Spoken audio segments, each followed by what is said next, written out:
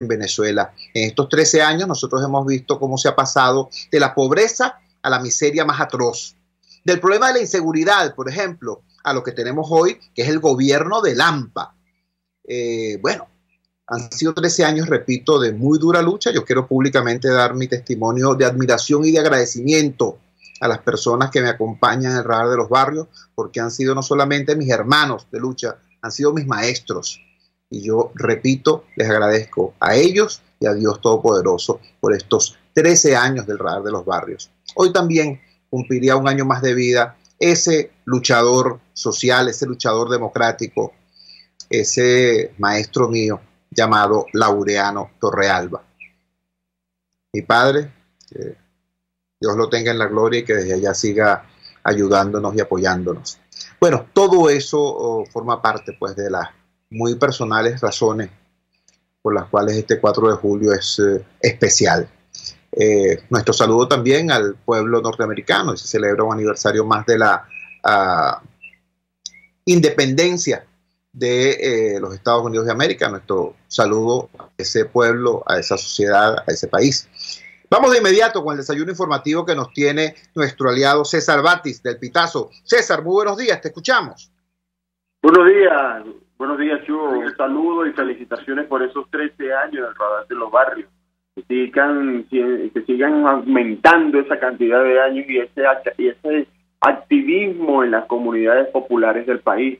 Adelante, mucha fortaleza y bueno, para adelante, para allá, como dicen por estas calles.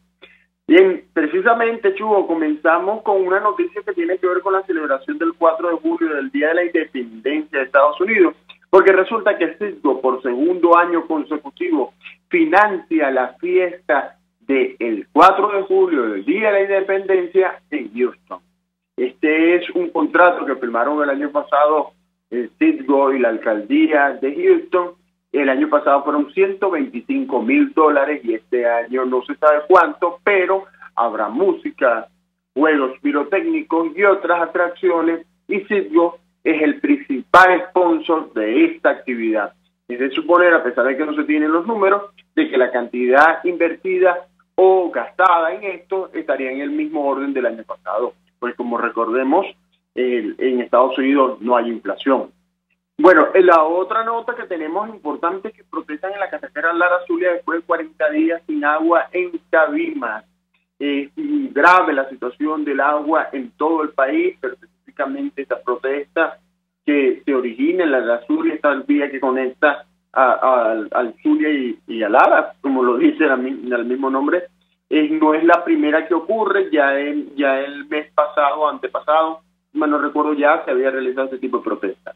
Por otra parte, Maduro revisa intervención de mercados municipales en Consejo de Ministros.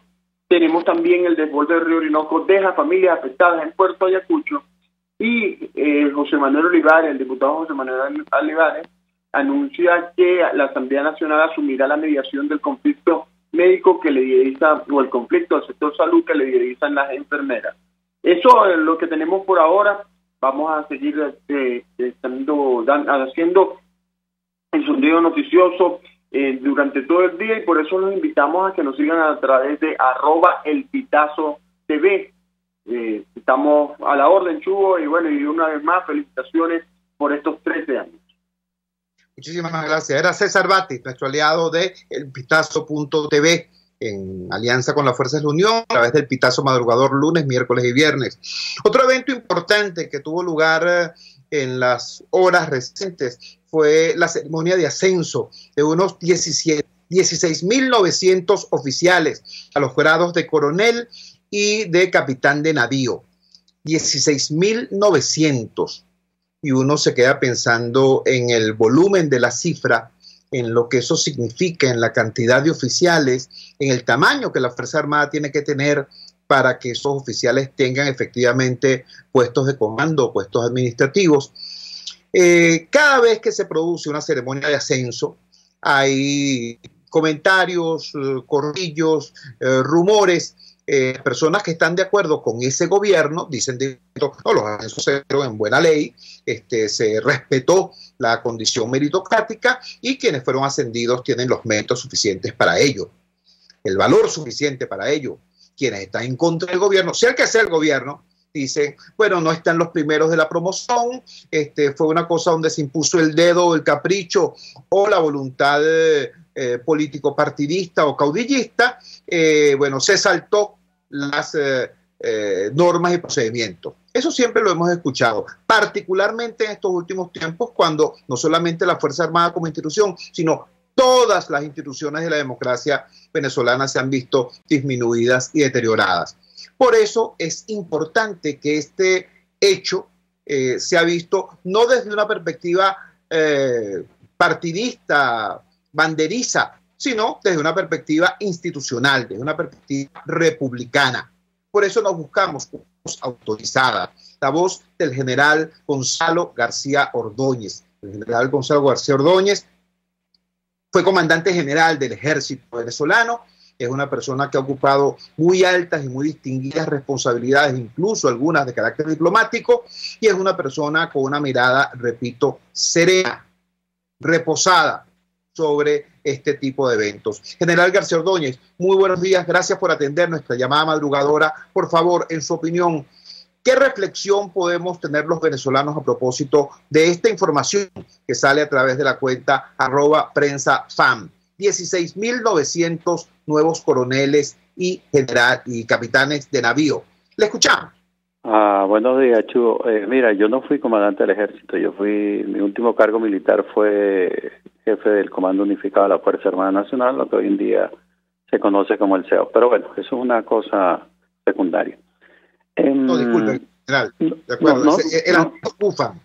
Sí, mire, una situación. Yo creo que ese número de 16.900, pues, abre un par de vértices de comentarios. Primero, no creo que sea posible que el ascenso de 16.900 capitanes de navío y coroneles, ese número, yo creo que ni eso efectivo existe. Probablemente debe ser 16.900 de todos los profesionales, los oficiales de la Fuerza Armada que deben estar ascendiendo. Muy probablemente, aunque ese número es muy grande, lo cual trae como de inmediato una nueva pregunta. ¿Cuál es la magnitud, cuál es el tamaño de la Fuerza Armada Nacional para que exista en un año 16.900 oficiales? Si los ascensos se otorgan entre 4 y 5 años a cada profesional, para que existan 16.900 oficiales, estaríamos hablando de un cuerpo de oficiales de aproximadamente 100.000 oficiales. Eso es una Fuerza Armada muy grande. Eso es lo primero que llamaría la atención. Lo segundo es, si este número es cierto y hay esa cantidad de oficiales, no hay duda que va a continuar la militarización de la sociedad. Entonces, esto de inmediato llama la atención. Se está a las puertas de un cambio en la forma de hacer las cosas. Si el número 16.900 es verdadero, la respuesta inmediatamente es no, porque ellos no tienen cupo dentro de la Fuerza Armada Nacional. Entonces, ¿a dónde van a ir ese volumen inmenso de oficiales para una Fuerza Armada pequeña como es la venezolana? No hay duda que tienen que ir a la administración pública, tienen que ir a cargos fuera de la Fuerza Armada. Por lo tanto, la militarización de la sociedad va a continuar. Estamos conversando con el general Gonzalo García Ordóñez. General, efectivamente esta reflexión es importante porque nos ubica en cuáles son las dimensiones totales del problema. Hace algunos años, pocos años, se hacía burla, sorna de algunos países que algunos llamaban repúblicas bananeras, países que tenían, por ejemplo, más generales de aviación que aviones de combate. Creo que eso da una idea de cuán importante es que la cantidad de oficiales en ascenso, como usted bien dice, corresponda con el tamaño real de la Fuerza Armada. Le pregunto, ¿de qué depende un tamaño adecuado de la Fuerza Armada? ¿De qué criterios, de qué parámetros? Porque es importante que la comunidad, que el país conozca de este tema, repito, desde una perspectiva institucional, desde una perspectiva republicana. ¿Cuáles son los criterios que determinan el tamaño adecuado de una Fuerza Armada y, en consecuencia, la cantidad adecuada de oficiales que puedan estar aspirando a un ascenso? Sí, Chuo, fíjate, normalmente uno planifica por hipótesis de guerra o hipótesis de conflicto que pueda haber que pueda tener el país. Esta hipótesis va a generar la necesidad de una organización militar para poder desarrollar con éxito esa hipótesis. Por ejemplo, si nuestra posibilidad, nuestra hipótesis de conflicto es enfrentar al enemigo A, por ejemplo, entonces tú necesitas un tamaño de Fuerza Armada A. Si es una hipótesis B, un tamaño de Fuerza Armada B. Esto te va a dar, por ejemplo, a ponerlo en términos sencillos, cuántos aviones, cuántos barcos, cuántos cañones, cuántos tanques, cuántos efectivos de combate y cuántos de logística, de servicios necesita para manejar con éxito esa hipótesis. Normalmente en tiempo de paz el efectivo se lleva a un 70%. Cuando ya es inminente el conflicto, se hace la expansión del efectivo y se llega al 100%. Eso sería en buenos términos. ¿Qué beneficio trae planificar de esta manera? Que tú tienes ya una organización y sabes cuánto cuesta esa organización y cuánto cuesta te da el presupuesto. Por ejemplo, una organización para una hipótesis de conflicto A te va a costar X más 1. Para una de hipótesis de conflicto B te va a costar X más 2, por decir una figura. Entonces eso te da automáticamente cuántos generales necesita, cuántos coroneles, cuántos tenientes coroneles, cuántos sargentos, cuánta tropa te va a dar para poder tener éxito en esa operación.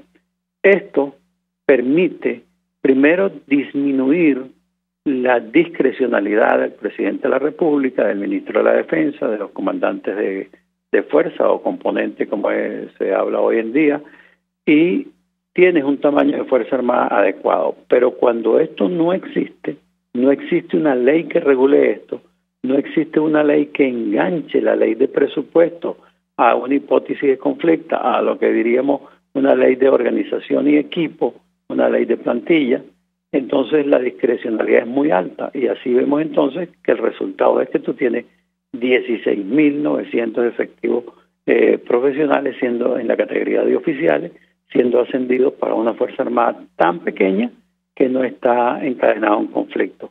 Entonces, si no está encadenada a un conflicto la fuerza, ¿a qué lo puede estar? No hay duda que es al control del escenario interno, que es a la militarización de la sociedad. Entonces, no se necesita realmente ser un iluminado, diríamos, al extremo experto en una organización para poderse percatar simplemente con los números qué es lo que está pasando. Es como el médico, un médico que está bien entrenado, lo puede ver a uno, le baja un poco aquí la pupila y dice, ajá, es posible que este señor tenga anemia. Inmediatamente un examen de sangre podrá confirmar los niveles de hemoglobina. Entonces, esto es lo que está pasando en esta Fuerza Armada Nacional.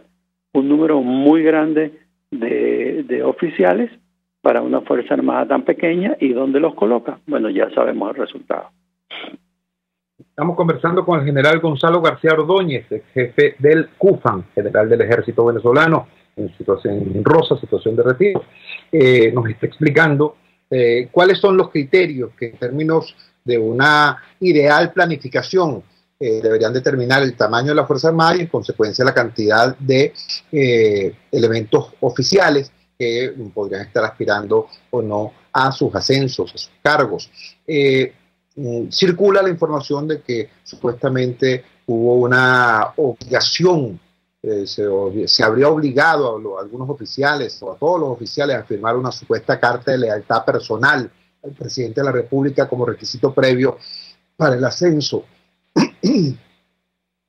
Como tal documento nosotros no lo hemos visto, nosotros no nos pronunciamos a propósito de eso. Lo que aparezca, en lo que se pueda corroborar la existencia del mismo, nos pronunciaremos.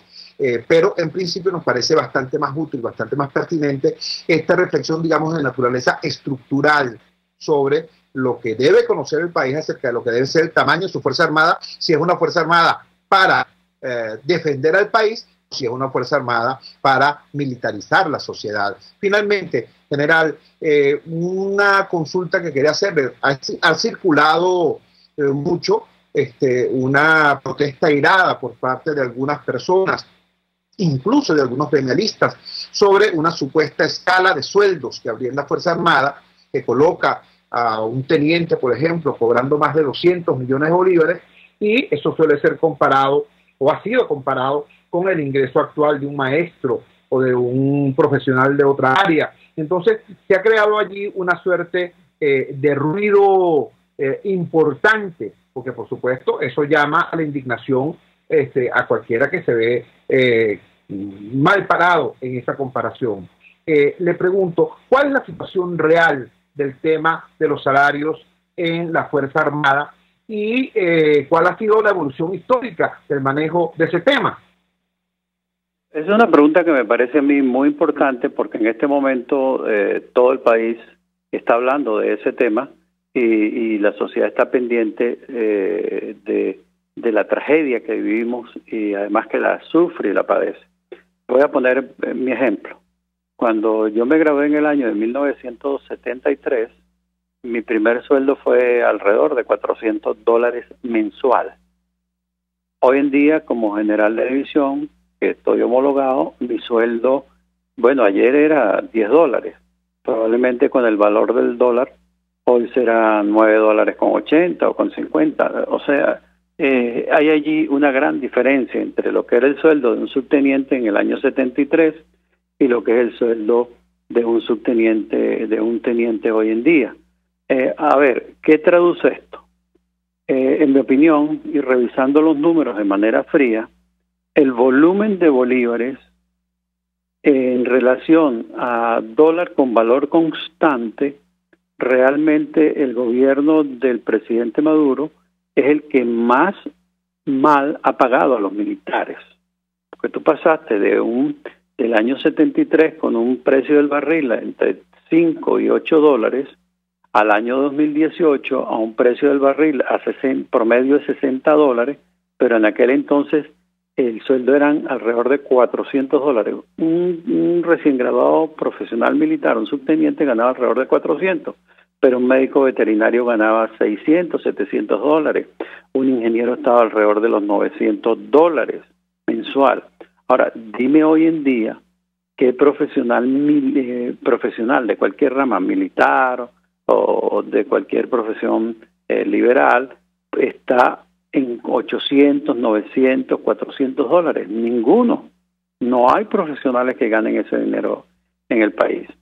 Entonces hemos pasado de la distribución de la riqueza del petróleo de 400 dólares a un profesional recién graduado a un promedio de entre 2,20 centavos de dólar a unos 10, 12 dólares mensual. La distribución de la riqueza en el país se terminó. Aquí lo que se está repartiendo es miseria, lo que está repartiendo es migaja, lo que está repartiendo es pobreza, lo que está repartiendo es inseguridad, carencia de servicios, pero realmente el presidente Maduro es el que ha tenido los peores sueldos y salarios en la historia de este país.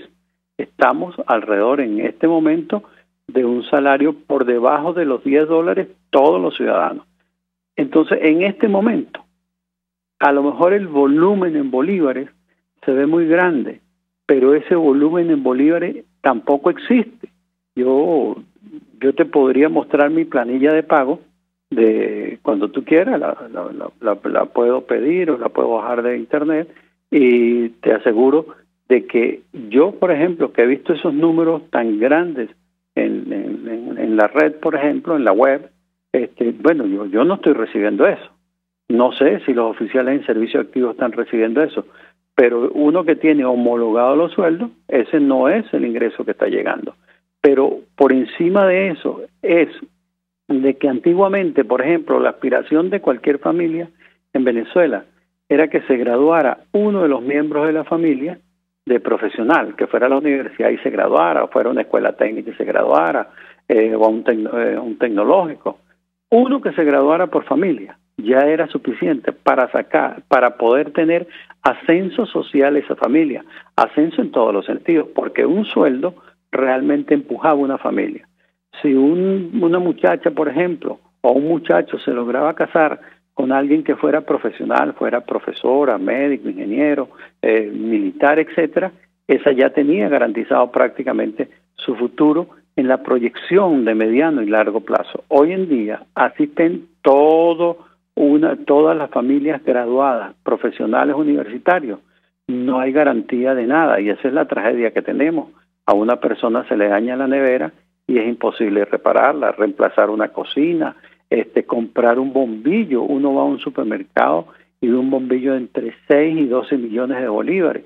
O sea, ¿cuál es realmente el valor del bolívar de un sueldo? Y encima de eso son escasos para la mayoría de los profesionales en Venezuela los sueldos.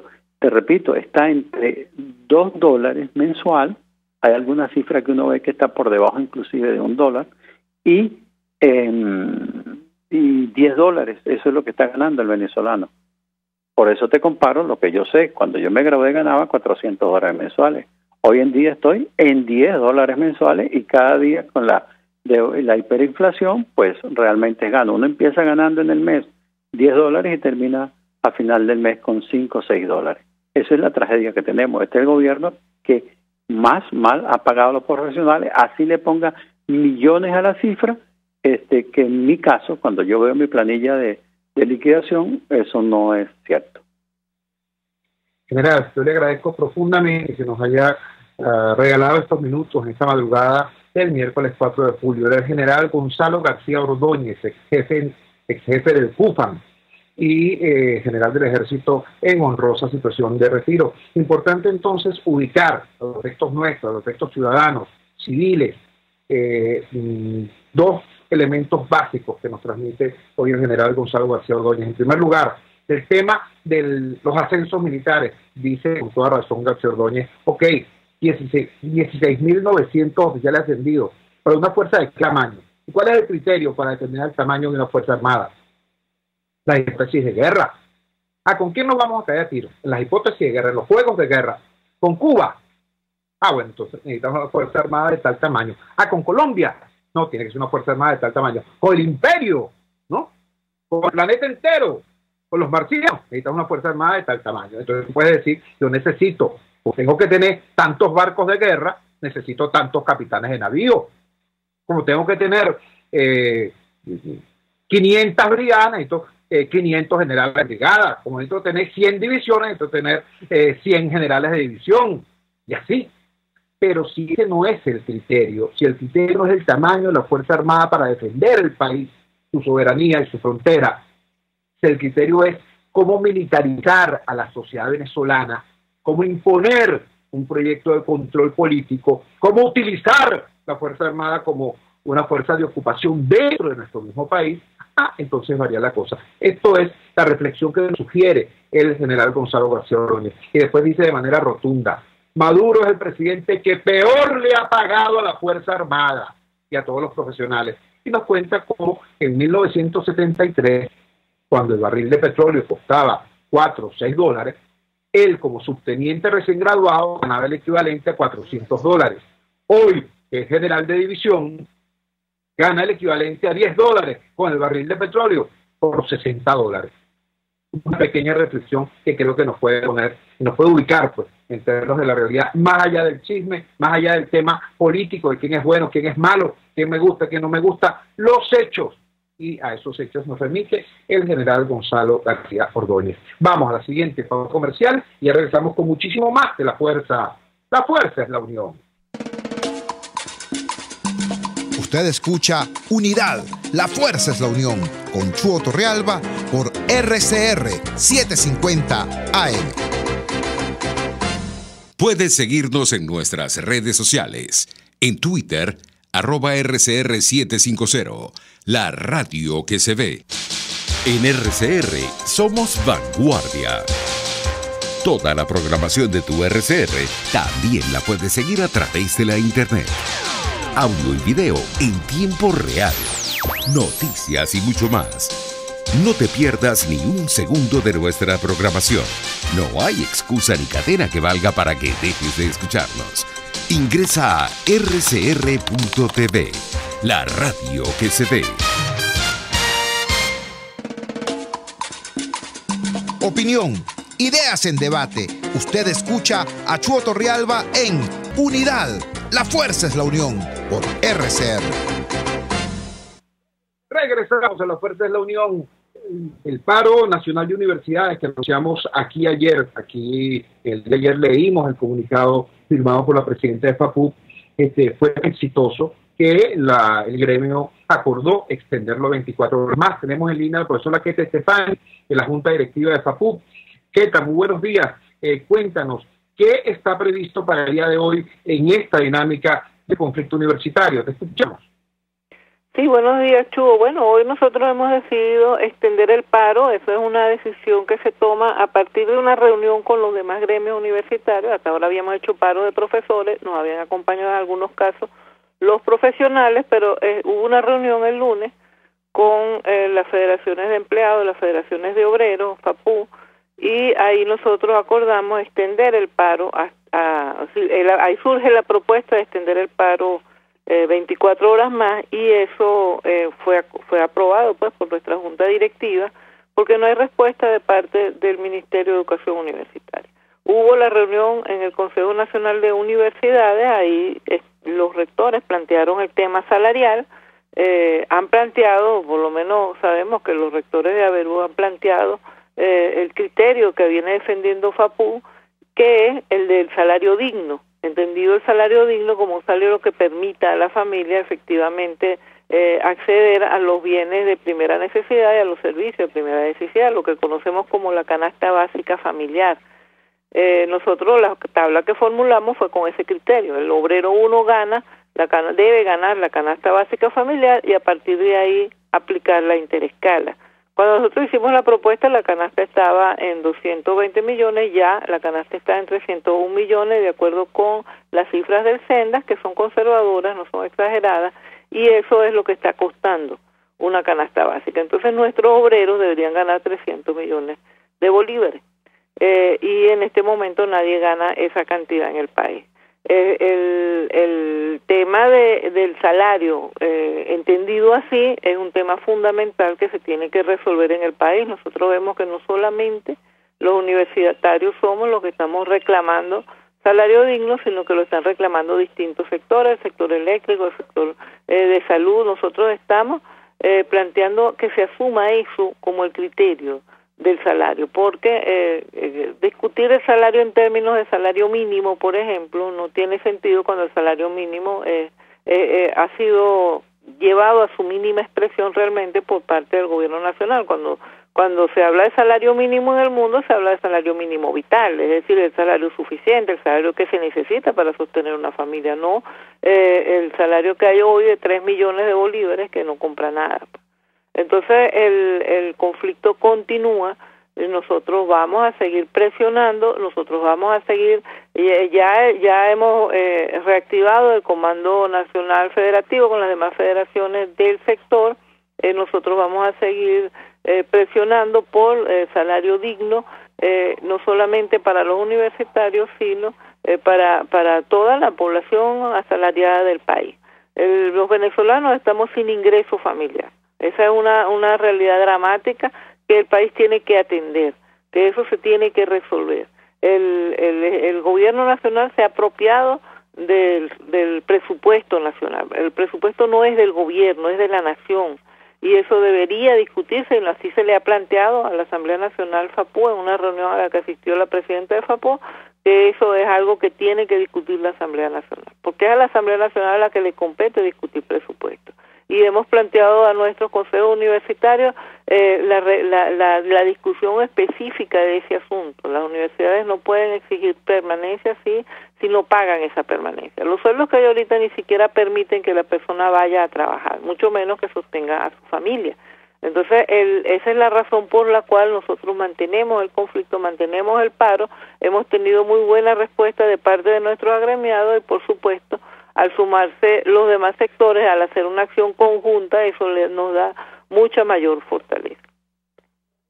Agradezco infinitamente que nos hayas actualizado sobre la situación del conflicto universitario. Ahora vamos a conversar con el doctor Jaime Lorenzo. Jaime Lorenzo es el coordinador de Médicos Unidos por Venezuela, porque el conflicto de las enfermeras pica y se extiende y se fortalece con la incorporación de otros gremios de la salud. Jaime, muchísimas gracias por atender nuestra llamada madrugadora. ¿De qué manera evoluciona este proceso de incorporación al conflicto en el sector salud? Te escuchamos. Buenos días, Chu, buenos días a los radioescuchas y a tu equipo. Bueno, amigo, lamentablemente, y lo tengo que decir de esta manera, progresivamente el conflicto de las enfermeras ha venido creciendo enormemente sin haber una respuesta por parte del gobierno, y se han venido sumando todos los sectores de salud. Y el gremio médico progresivamente en los estados ha habido asamblea en los diferentes colegios, y en Caracas ha habido asamblea en los hospitales, las cuales todas han venido con la misma línea de sumarse al paro de las enfermeras y mantener también la posición que hemos mantenido los médicos todo el tiempo, que no nos olvidamos de los pacientes. Se sigue solicitando para un gobierno que es indolente, que es sordo, la necesidad de la dotación de los hospitales y de los ambulatorios para atender dignamente al paciente, porque ese es nuestro fin y ha sido siempre nuestra lucha. También tenemos que entender que el salario forma parte de un derecho humano, porque tú tienes que mantener un nivel de vida, un nivel de tu familia, un nivel de toda una cantidad de compromisos adquiridos, y eso forma parte también de un derecho. Entonces, en esta lucha por Venezuela forma parte de una gran discusión, y la presencia de la discusión del salario o de un sueldo digno ha entrado también en el juego de la lucha por los derechos humanos de todos los ciudadanos. Jaime, agradecido por esta actualización que nos da sobre la marcha del conflicto en el sector salud. Vamos a la siguiente pausa comercial y ya regresamos con muchísimo más de La Fuerza. La Fuerza es la unión. Les estamos presentando Unidad. La Fuerza es la unión. Solo por RCR 750 AM. Cuando pienso en frescura, pienso en Central Madeirense.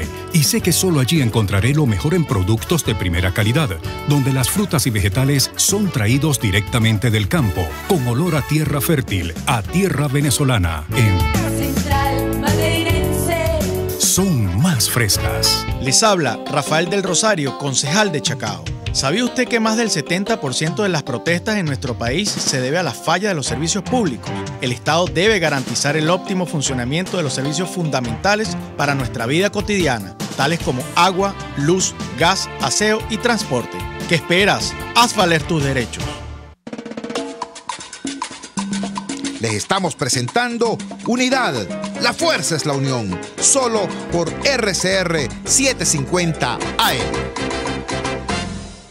Regresamos a La Fuerza es la Unión. Que una organización no gubernamental dure 13 años en lucha, que esa organización no gubernamental tenga como espacio preferente de su accionar no las ruedas de prensa, no los salones de los hoteles para hacer homenajes o saraos, sino el corazón de los barrios populares. Que esos 13 años de los que estemos hablando sean estos últimos 13 años, años en que todo el país se deterioró y los barrios populares mucho más. Los barrios que antes eran pobres ahora enfrentan una situación de miseria. Los barrios que antes eran inseguros ahora tienen una seguridad. La seguridad de que allí quien manda es el AMPA. O sea, todos los problemas que habían hace 13 años existen hoy agravados y potenciados. Y sin embargo, repito, allí, como otras instituciones, por cierto, porque Radar de los Barrios no es la única organización que lucha allí donde se acaba el asfalto. Está en Fe y Alegría, está Cáritas, están muchas otras organizaciones. pero repito, ese humilde grupo de luchadores comunitarios se mantiene allí de manera clara, de manera impenitente, desafiando cualquier tipo de limitación, cualquier tipo de amenaza, llevando cultura democrática, construyendo músculo democrático allí donde antes el totalitarismo era prácticamente el único actor en la zona. Por eso hemos querido hoy, 4 de julio, conversar con algunos de los voceros de esta red de líderes comunitarios. Tenemos en línea en primer lugar a Evelyn Martínez, actual coordinadora del Radar de los Barrios. Evelyn, ¿qué significan estos 13 años del Radar para ti y para el equipo? Te escuchamos. Sí, buenos días, Chugo. Ciertamente un año más, un año que comparo ciertamente con aquel 2005, un año bastante complicado luego de una lucha en el que muchísimos ciudadanos sentíamos que todo estaba perdido en hacer Radar, ¿no? Y este 2018 sentimos algo parecido. Sin embargo, ¿cuál es la diferencia? Bueno, que en esos barrios populares, en estas zonas donde Radar ha tenido pues presencia, donde ha crecido, porque ciertamente tú lo acabas de decir muy bien, una organización que nació y creció y se sigue desarrollando en cada una de las zonas de los barrios populares, y también trascendió porque luego fuimos a las urbanizaciones donde la ciudadanía quería organizarse y sin ningún tipo pues de diferencia, pues allí también hubo presencia del Radar de los Barrios, en zonas como Vista Alegre, en parroquias como El Paraíso. Bueno, hoy 13 años después nosotros lo que podemos decir es que ciertamente Radar ha servido de crecimiento para cada uno de nosotros, como herramienta, por supuesto, no solo comunicacional, sino que recuerdo también en aquel momento en que nacían estos consejos comunales, cuando todo el mundo le daba la espalda, pues allí estábamos nosotros recibiendo formación, bueno, conociendo la ley, viendo si entrábamos, si no entrábamos, y bueno, muchos de nosotros ya trabajan como voceros en cada una de estas organizaciones comunitarias, también usando la Contraloría Social como herramienta, es decir, no solo en un tema comunicacional, sino es una organización, bueno, que se ha nutrido, que se ha crecido, que han pasado personajes como, bueno, Ingrid Palacios, que hoy en día es concejal, como Vicente Páez, también de Petare, que también es concejal, Kadari Rondón, Rosiris Toro, tantos amigos en cada una de esas zonas populares que hoy afortunadamente y gracias al voto popular pues tienen presencia en sus cámaras, tienen presencia en cualquier organización de sus municipios o de sus estados. Entonces, bueno, Radar de los Barrios ha ciertamente tocado la fibra de ese ciudadano en las zonas populares que se sentía apartado y que hoy, a pesar de estar rodeado del hampa, del hambre y de la desidia de un gobierno, hay ciudadanos que siguen y se mantienen en pie de lucha para transformar esta realidad y pasar de la Venezuela que tenemos a la Venezuela que queremos. Gracias, Evelyn. Lamentablemente se escuchó apenas un 30-40% del testimonio que nos dio Evelyn Martínez. Evelyn es una luchadora popular del suroeste de la capital, de Antímano en concreto, del barrio en Carmen particularmente, y desde allí ha crecido como lideresa y ha crecido como activista, como defensora de derechos humanos en los barrios, que ha llegado a convertirse efectivamente en la coordinadora de la Asociación Civil Radar de los Barrios. Vamos a conversar ahora con un docente, él es dirigente popular, él es dirigente comunitario, él es activista político, también hay que decirlo. Él es una persona con la que podemos hablar de este otro tema, más allá del aniversario del Radar, que es el tema de la organización popular, sin meterme con más nadie, ¿no? Pero ustedes saben que a veces hay organizaciones que intentan monopolizar el área en la que trabajan, ¿no? Por ejemplo, el tema de los presos políticos, entonces hay una ONG que dice, no, nosotros somos los que sabemos de eso y la lista de los presos la manejamos nosotros. O el tema electoral, dice, no, nosotros somos el marcador de calidad en materia electoral, etcétera. Bueno, es posible, no lo dudo. Nosotros, el Radar de los Barrios, no pretende ser la organización de los barrios, ¿no? Somos un actor más que promueve la organización popular. Sobre eso quisiera preguntarle a Carlos Teixeira. Carlos, en estos 13 años del Radar, ¿cómo has visto tú la evolución de ese tema, el tema de la organización popular? Durante mucho tiempo eso fue manejado exclusivamente por el gobierno y otros sectores le daban la espalda a esa situación. ¿Cómo ves tú hoy ese tema, el tema de la organización autónoma de los sectores populares? Buenos días, Jesús. Saludo a todo el equipo de Radar de los Barrios, de la audiencia que en este momento se conecta con la Fuerza de la Unión. De verdad, nosotros vamos a ilustrar el Chugo con un hecho práctico. Fíjate que en el año 2004 venía el presidente Chávez a ganarle el referéndum revocatorio. Y bueno, hubo una depresión, una fuerte depresión colectiva, sobre todo entre los sectores políticos, y los llevó a conclusiones equivocadas, como la abstención en el 2005. Y mientras ese movimiento político que cayó en depresión y en una suerte de vaho político, bueno, nosotros más bien nos metimos en el casco histórico de La Guaira, por ejemplo, para develar y desnudar lo que había sido la falsa reconstrucción de Vargas. Y le estábamos diciendo al país, ya, aquí podía haber ganado un presidente con todas las maniobras a propósito del lanzamiento de emisiones, etcétera, y un barril de petróleo por encima de $100, y los errores cometidos por una dirección política opositora de aquel entonces, más sin embargo los problemas continúan. Tanto continúan que pudimos demostrar de Radar de los Barrios cuál era la situación de la capital del estado Vargas a 6 años de su tragedia vivida natural, y que luego tenía una tragedia más bien política causada por el actor político principal, que era el gobierno, que no atendió a la situación. Es decir, incorporamos un elemento con contenido que sirviera de narrativa discursiva para el discurso político, que pudiera desnudar, como en efecto quedó desnudo el gobierno nacional frente a la falsa reconstrucción del estado Vargas, que aún sigue latiendo sus problemas. Y luego lo que ha sido el acompañamiento. Yo creo que el acompañamiento social, que no es como el tutoriar a alguien, el representar a alguien, sino saber interpretar ese momento como a partir de los problemas transversales, de esos que afectan a la comunidad. Por ejemplo, hoy está jerarquizado y muy bien canalizado el problema del agua que vive el área metropolitana, tanto de Caracas como de la zona circunvecina. Bueno, porque un problema que está jerarquizado y es a partir de la organización, y hoy el Radar de los Barrios también contribuye con otras organizaciones a partir de la organización en torno a este grave problema vital, es que se desarrollen instancias de participación para procurar además la solución de un problema que no tiene que ver con el debate político en que a veces uno no sabe dónde se da, porque cuando vemos el que no se coloque el oído en tierra para poder escuchar lo que estamos diciendo desde los barrios, donde está la mayoría popular, o cuando se van a decisiones equivocadas, y esperemos que el debate entre las organizaciones para ser asertivos y no equivocar nuevamente las decisiones políticas, sobre todo el sector que tiene la responsabilidad de dirigir la política de cambio que el país reclama. Bueno, ojalá esta vez no se equivoque y que podamos seguir participando en espacios y recuperando espacios y retomando espacios que van desde los consejos comunales, de las asociaciones de productores agrícolas rurales, como por ejemplo la que estamos promoviendo nosotros en el Junco.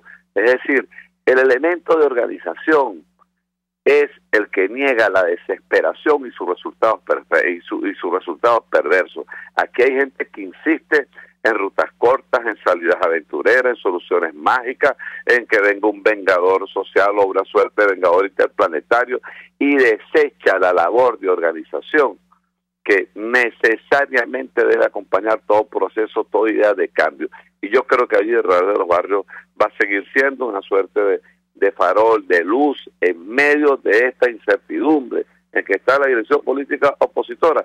Bien pudiera ser una referencia importante para construir de abajo hacia arriba lo que sigue siendo una necesidad: organización y movilización para el cambio. Muchísimas gracias, Carlos. Desde Petare, desde el corazón de los barrios de Petare, tenemos ahora en línea a Ingrid Palacios. Ingrid, ¿qué ha sido para ti este 13 aniversario del Radar de los Barrios? Te escuchamos. Hola, Chugo, buenos días. Bueno, para mí desde Petare ha sido crecimiento. Sin duda alguna, eso, en esa palabra la puedo definir. Ha sido un gran crecimiento personal y sobre todo en la acción social. Y bueno, Chugo, agradecer primeramente a Dios por traernos hasta aquí, porque sin duda alguna de la mano de Él es que hemos llegado hasta aquí. Fíjate, tú eres nuestro fundador y hoy por hoy podemos decir que contamos también contigo. Hay otros que todavía que ya no tienen ni siquiera al fundador de sus proyectos. Creo que llegar a este 13 aniversario no ha sido otra cosa, Chuo, que la perseverancia. Hemos obtenido más aciertos que desaciertos porque no porque seamos lumbreras y mucho menos pretendemos serlo. Es porque hemos tenido sintonía con las bases, siempre, permanente, consecuente. Yo creo que allí radica el éxito o los fracasos de lo que se emprenda en la lucha social y política de esta Venezuela tan agredida y tan atropellada en los últimos años. Este 13 aniversario yo creo que nos lleva a un compromiso superior, un compromiso de estructurar la organización, porque cuando decimos que si hay lucha, hay protesta, pero debemos de estructurarla y organizarla, porque creo que una de las debilidades grandes que se ha tenido en la organización de base en los últimos años es que no se ha creído en la organización de base como tal desde algunos sectores, y el gobierno menos, por supuesto. La organización de base debe ser con respeto y autonomía, respetando sus vocerías, respetando sus luchas, porque no podemos llegar a una organización de base y ver de vocero a alguien que parece más bien un comediante que un luchador, o peor, una persona que está perdida absolutamente en el camino. Yo creo que la lucha social de este momento está en la organización para la lucha. Yo creo que ha sido, no es suficiente, Chuo, no es suficiente con dedicarnos a nombrar los culpables de la catástrofe y de la crisis, porque es que eso ya no alivia el sufrimiento y el padecimiento que tenemos los venezolanos. Yo creo que es importante organizarnos para la lucha, que apliquemos políticas públicas que nos permitan conducirnos y no hacer lo que en los últimos años hemos hecho, empujar la salida, no. Y allí está nuestra responsabilidad siempre. Nosotros procuramos la conducción de la salida a la crisis para que no sea catastrófica, pero hay algunos que quieren empujar la salida, y cuando se empuja, por supuesto, salen personas atropelladas, sale una sociedad atropellada, y la que va a salir atropellada es la más desfavorecida. Creemos que la lucha social se radica en la organización de base que nos conduzca a una salida satisfactoria para la Venezuela que tanto anhelamos y merecemos. Así es, Ingrid, agradecido.